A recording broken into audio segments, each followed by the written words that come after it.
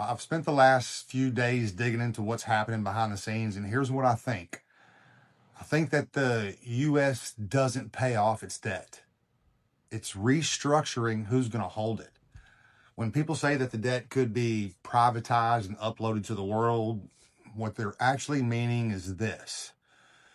Instead of the burden sitting mainly inside U.S. systems like the Federal Reserve, government balance sheets, etc., it gets spread across global investors, institutions, and even foreign governments. That happens through things like treasury bonds. When countries like Japan and China buy U.S. debt, what they're doing essentially is financing America. They're holding a piece of that obligation.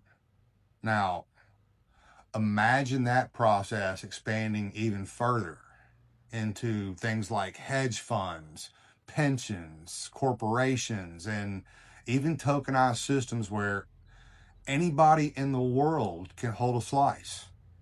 That debt doesn't disappear, it gets distributed so widely that the pressure on any one entity is freaking drastically reduced. Now, you can even take that a step further. In a more modern system, this upload could look like digitizing debt into global financial rails. Think tokenized treasuries, stable coins, and blockchain based settlement layers. Instead of just governments buying debt, the entire world has become the buyer.